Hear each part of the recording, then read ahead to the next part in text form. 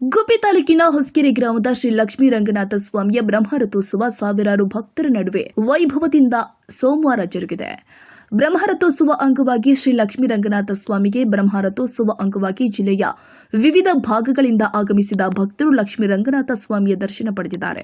ಬೆಳಗ್ಗೆ ದೇವಾಲಯದಲ್ಲಿ ಶ್ರೀ ಲಕ್ಷ್ಮೀ ರಂಗನಾಥ ಸ್ವಾಮಿಗೆ ಅಭಿಷೇಕ, ಸುಪ್ರಭಾತ ಸೇವೆ, ಉಯ್ಯಾಲೆ ಉತ್ಸವ ನಡೆಯಿತು. ಮಧ್ಯಾಹ್ನ ಶ್ರೀ ಲಕ್ಷ್ಮೀ ರಂಗನಾಥ ಸ್ವಾಮಿಯ ಉತ್ಸವದೊಂದಿಗೆ ಬ್ರಹ್ಮರಥೋತ್ಸವಕ್ಕೆ ಆಗಮಿಸಿತು. ಮಧ್ಯಾಹ್ನ ಶ್ರೀ ಲಕ್ಷ್ಮೀ ರಂಗನಾಥ ಸ್ವಾಮಿ ಬ್ರಹ್ಮರಥೋತ್ಸವಕ್ಕೆ ಗರುಡ ದೇವ 3 ಸುತ್ತು ಪ್ರದಕ್ಷಿಣೆ ಹಾಕಿದ ನಂತರ ಬ್ರಹ್ಮರಥೋತ್ಸವ ಸಹಸ್ರಾರು ಭಕ್ತರ ನಡುವೆ ವೈಭವದಿಂದ ನಡೆಯಿತು.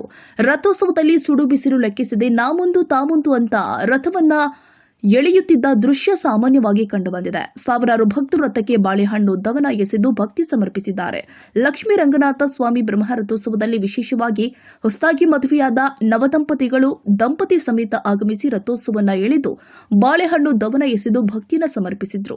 ರಥೋತ್ಸವದಲ್ಲಿ ಭಕ್ತಾದಿಗಳಿಗೆ ಅಲ್ಲಲ್ಲಿ ಮಜ್ಜಿಗೆ, ಪಾನಕ, ಫಲಹಾರ ವಿತರಣೆ ಮಾಡಲಾಗಿದೆ. ಭಕ್ತಾದಿಗಳಿಗೆ ಮಹಾದಾಸೋಹ ಏರ್ಪಡಿಸಲಾಗಿತ್ತು. ರಥೋತ್ಸವದ ಪ್ರಯುಕ್ತವಾಗಿ ಭಾರೀ ದನಗಳ ಜಾತ್ರೆ ಅಂಗವಾಗಿ ದನಗಳ ಉತ್ಸವದೊಂದಿಗೆ ದನಗಳ ಜಾತ್ರೆಗೆ ಚಾಲನೆ ನೀಡಿದರು.